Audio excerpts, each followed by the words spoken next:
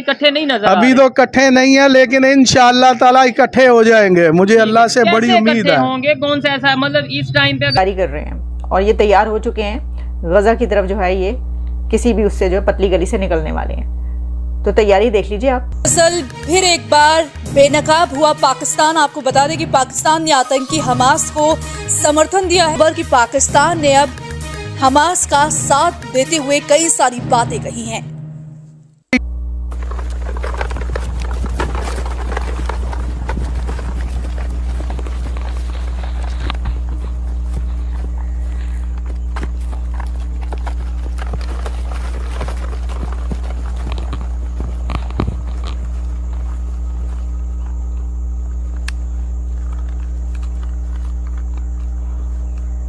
Technique ये जब तक ईमान का जज्बा नहीं आएगा भाई, आप जंग नहीं जीत सकते। नाकाबंदी हो गई पूरे के पूरे गाजा पट्टी की, ना पानी जा रहा है ना बिजली जा रही है, हवा के अलावा कुछ नहीं जा रहा वहां पे। तो वहां पे बड़ी त्राही त्राही मच रखी है गाजा में। उसके ऊपर यूरोपियन यूनियन का बयान आता है कि साहब जो हम एड देते थे पैलेस्टीन को वो भी हमने बंद कर दी, जाओ ऐश करो, नॉन वायलेंस, एहतजाज करो, नॉन वायलेंस। सर आपको पूरी दुनिया में कहीं कोई मुसलमान ऐसे नजर आते हैं जो वायलेंस ना करते हो, जो इस तरह का मार काट और खून ना बहाते हो?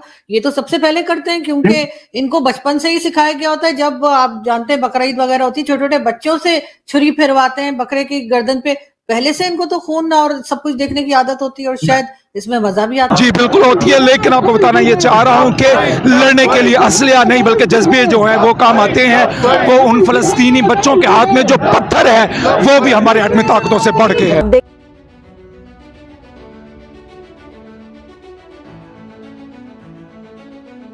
नमस्कार दोस्तों।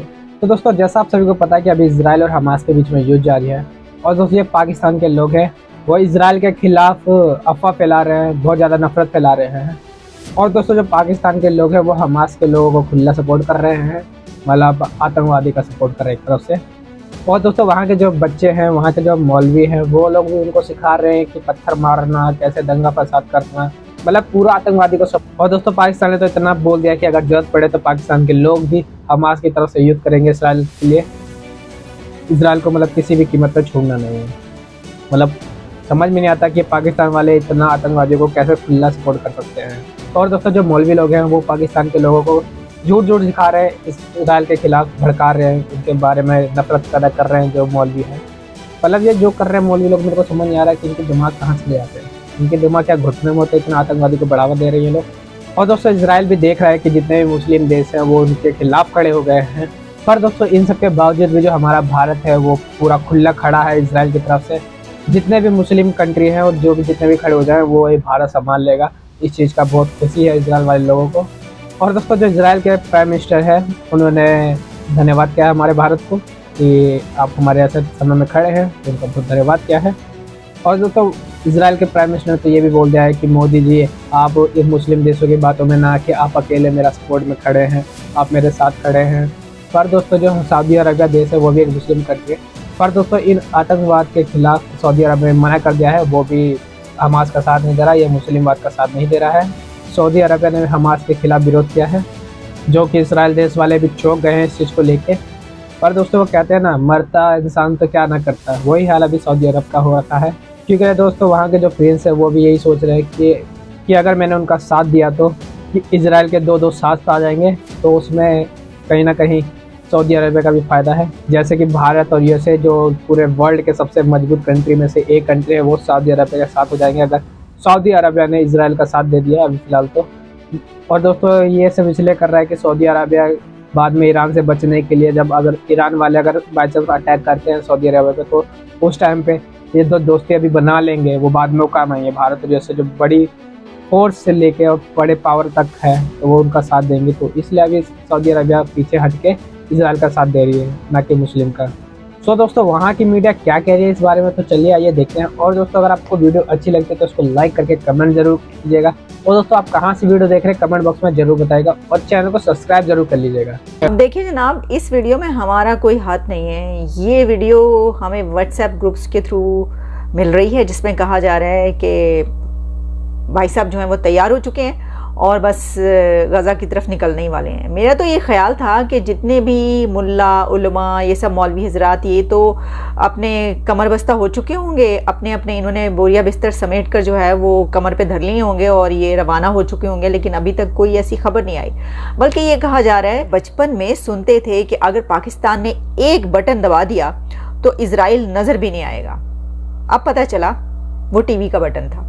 सर टीवी पे कहीं नजर नहीं आ रहा, कोई बातचीत ही नहीं हो रही। बातचीत हो रही है कि अदालतों में इस वक्त क्या हो रहा है और खान साहब को जो है वो दीवार तोड़ के उनके लिए जगह बनाने की बात की जा रही है जहां पे वो वॉक कर सके, और इस तरह की बहुत सारी बातें चल रही हैं। लेकिन ना तो कोई गजा की बात कर रहा है, ना कोई इसराइल की बात कर रहा है। तो हम तो बात कर रहे हैं, आपको बताते रहेंगे। लेकिन हाँ, एक और बात चल रही है और वो ये है कि वो कह रहे हैं कि एक और पाकिस्तान ने नया मिसाइल बनाया है, जो कि वो मिसाइल जो है वो दागा जाएगा किसकी तरफ, आप जानते हैं, इसराइल की तरफ। आप देख लीजिए, इसका नाम रखा गया है हलवीन मिसाइल। मुझे नहीं पता हलवीन क्यों रखा गया,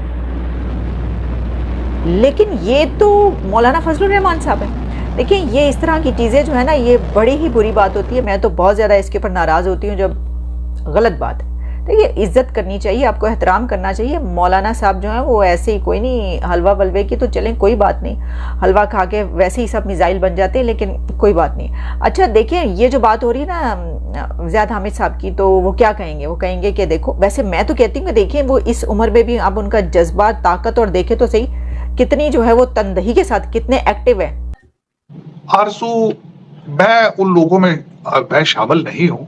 सबसे बड़ी बात तो ये है, क्योंकि मेरा तो खैर उस चीज पे भी मैं वही बात कर रहा था कि मैं कहता हूँ इस्लाम के स्पिरिट और फिलॉसफी को समझो बजाय रिचुअल के। कुर्बानी का मकसद बकरे काटना नहीं है।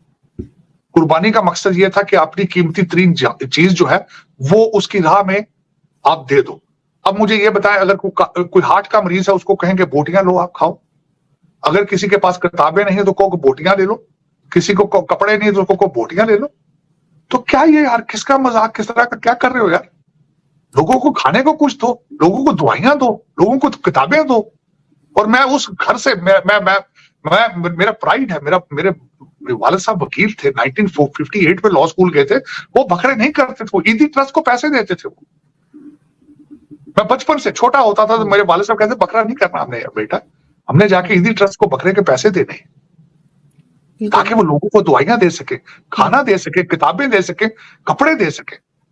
यही तो एक मेरा अलमिया है। मैं यही तो मेरा चैलेंज ही ये है आरजू, कि मैं अपने मुसलमान भाइयों को बताऊं यार कि ये देखो, दुनिया अब 21st सेंचुरी में यार, अब वो काम नहीं है। अब रोजा रखना, कहते हैं जी सफर में रोजा माफ है। एयर कंडीशन घरों में बैठते हैं, एयर कंडीशन जहाजों में सफर करते हैं, रोजा किस तरह माफ है भाई?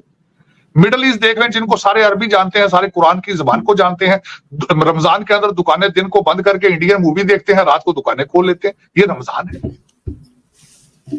ये आप मेरे पीछे देख सकते हैं कि यहाँ पर नौजवान पाकिस्तान में फलस्तीन का परचम पकड़े बड़ी तादाद में रोड पे रैलियां निकाल रहे हैं। लब्बैक लब्बैक अल जिहाद के नारे लग रहे हैं। एक साइड पे खबर ये है कि इसराइल ने अपने 30 बिलियन के फॉरेक्स रिजर्व सेल कर दिए हैं ताकि वो लंबी जंग कर सके, और उन्होंने प्रॉपर ऐलान किया है कि हमास ने ये जो चीज का आगाज किया, स्टार्ट किया, इसका एंड हम करेंगे और बड़ा नुकसान उठाना पड़ेगा हमास को, फलस्तीन को। अल्लाह ताला हमास को अपने गैब के खजानों से जरूर फतह याब करेगा। ठीक है, इधर दो चीजें हैं। आपने बोला कि भाई हमास को फतह याब करेगा, इसराइल का बेड़ा गर्क करेगा। सिर्फ दुआ कर देने से या इस तरीके से करने से तो जंगें नहीं लड़ी जाती।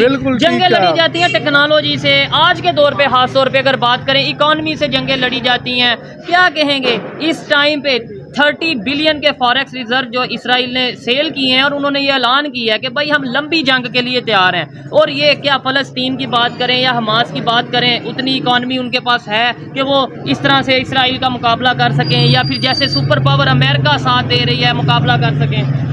देखिए, गज़वा बदर की आप हिस्ट्री ले लें, 313 सहाबा कराम थे। आपने मुझे पूछा है कि आप तकनीकों को मानते हैं। मेरा अपना दिमाग है, मैं तकनीकों को नहीं मानता। जब तक मुसलमानों के अंदर जितनी मर्जी तकनीक हो जाए, अब थोड़ी तकनीक है पाकिस्तान के पास। अच्छा, हमारा पूरा मुल्क खामोश है। कहाँ गई टेक्निक? ये जब तो तक ईमान का जज्बा नहीं आएगा भाई, आप जंग नहीं जीत सकते। वो 313 थे सहाबा कराम जिन्होंने कुफर का बेड़ा गर्क कर दिया था। इंशाअल्लाह इस दफा फिर तारीख अपना आप दोहराएगी अल्लाह के हुक्म से। ये मुट्ठी भर, ये जो मुट्ठी भर मुसलमान हैं, अल्लाह की मेहरबानी से अब अल्लाह टेक्नोलॉजी भी दे देगा। जब जज्बा सच्चा हो, लगन हो, तो अल्लाह की जात अपनी गैब से मदद फरमाती है। एक चीज ये भी कही कि अगर मुसलमान यूनाइटेड हो जाएं, इकट्ठे हो जाएं, तो इसका मतलब अभी दुनिया के मुसलमान इकट्ठे नहीं नजर अभी तो इकट्ठे नहीं है, लेकिन इंशाअल्लाह ताला इकट्ठे हो जाएंगे। मुझे अल्लाह से बड़ी उम्मीद है। होंगे कौन सा ऐसा मतलब इस टाइम पे?